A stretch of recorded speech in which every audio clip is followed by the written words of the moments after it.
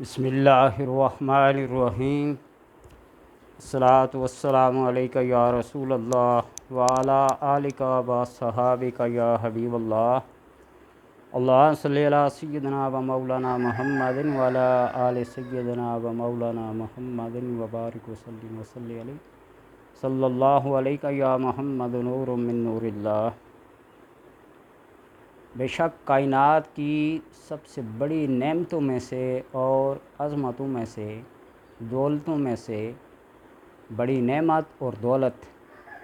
نبی اکرم صلی اللہ علیہ وسلم کا دیدار کرنا، آپ کے دیدار سے مشرف ہونا، خواب کی صورت میں یا بجائے جاگتی آنکھوں سے کسی کو دیکھنا۔ آپ صلی اللہ علیہ وسلم کا ارشاد مر رآنی فی المنام فسیرانی فی الیقظہ، جس نے مجھے حالت خواب میں دیکھا ان قریب وہ مجھے حالت بیداری میں دیکھے گا۔ یہ آپ صلی اللہ علیہ وسلم کا فرمان ہے۔ اور جس نے بھی آپ صلی اللہ علیہ وسلم کو عالم خواب میں دیکھا، بہت قریب، فسیرانی، بہت قریب، بہت جلد وہ آپ صلی اللہ علیہ وسلم کو حالت یقظہ، حالت بیداری میں بھی دیکھے گا۔ وہ کوئی بھی حالت ہو سکتی ہے، وہ کوئی بھی لحظہ، کوئی بھی ساتھ، کوئی بھی لمحہ ہو سکتا ہے، کسی بھی صورت میں آپ صلی اللہ علیہ وسلم جس جہاں میں، جس فضا میں ہوں، وہ حالات اور واقعات کے مطابق آپ کی شکل و صورت اس جہاں کے مطابق ہوتی ہے۔ حضرت خضر علیہ السلام نے محمد بن عبداللہ تمیمی سے فرمایا کہ جو بندہ یہ نماز پڑھے گا،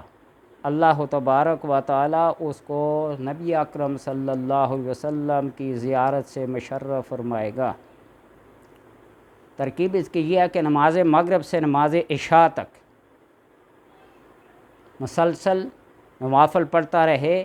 اور ہر رکعت میں سورہ فاتحہ کے بعد سورہ اخلاص 3 بار پڑھے۔ مغرب سے عشاء تک نوافل پڑھے، جو بھی وقت ہے، جتنے نوافل پڑھ سکتا ہے، ہر رکعت میں سورہ فاتحہ کے بعد سورہ اخلاص 3 بار پڑھے۔ اور اسی طرح پھر عشاء کی نماز پڑھنے کے بعد 2 رکعت نماز نفل پڑھے بنیت دیدار مصطفیٰ صلی اللہ علیہ وسلم۔ تو اس میں ہر رکعت کے اندر سورہ فاتحہ کے بعد 7 بار سورہ اخلاص پڑھے اور سلام کے بعد 7 بار درود شریف پڑھے اور 7 بار کلمہ تمجید، اور اس کے بعد ہاتھ اٹھا کر یہ دعا مانگے: یا حی یا قیوم یا ذا الجلال والاکرام یا ارحم الراحمین یا رحمان دنیا والآخرہ ورحیمہما یا اول الاولین یا آخر الآخرین یا ارحم الراحمین یا رب یا رب یا رب یا اللہ یا اللہ یا اللہ۔ یہ دعا پڑھے۔ اللہ تبارک و تعالیٰ اس کو دیدار مصطفیٰ صلی اللہ علیہ وسلم سے مشرف فرمائے اور قبلہ رو دائیں کروٹ پہ سو جائے۔ پہلی ہی رات میں اللہ کرم فرمائے گا، اگر پہلی رات میں نہیں تو 7 دن یہ متواتر کرے، اللہ تبارک و تعالیٰ زیارت سے مشرف فرمائے۔ اور جو میرا معمول تھا، جو میرا عمل تھا، کئی عرصہ پہلے، کئی سال پہلے کیا، مغرب اور عشاء کے درمیان 25 رکعت پڑھے، سورہ فاتحہ کے بعد ہر رکعت میں سورہ اخلاص 25 بار پڑھے، 25 رکعتوں میں 25 بار پڑھے، یہ 625 کی تعداد ہو گئی۔ اگر عشاء کی اذان ہو جائے تو ٹھیک، نہیں تو اذان تک مزید ذکر و اذکار میں مشغول رہے اور عشاء کی نماز کے بعد مسلسل درود پاک پڑھتا ہوا سو جائے بغیر کسی سے بات چیت کیے۔ لیکن یہ عمل پورے 40 دن کا ہے، کسی سے ذکر تک نہ کرے، کسی سے ذکر تک نہ کرے۔ یہ جو 25 نوافل کا عمل ہے یہ 40 دن کا ہے، کسی سے ذکر تک نہ کرے۔ انشاءاللہ تبارک و تعالی 41ویں دن کی فجر کی نماز نبی اکرم صلی اللہ علیہ وسلم کے پیچھے مسجد نبوی کی پہلی صف میں ادا کرے گا، اور سلام کے بعد آپ صلی اللہ علیہ وسلم خود پوچھیں گے ہاں کیا مقصد ہے تیرا؟ اگر کوئی بندہ اتنے بڑے چلے کو عمل کو کر سکتا ہے تو کرے، پرہیز لازم ہے۔ اس راز کو اپنے راز میں رکھ کر، خفیہ رکھ کر یہ درود پاک پڑھے اور نوافل پڑھتا رہے، نہیں تو یہ 7 دن کا عمل جو مختصر بتایا ہے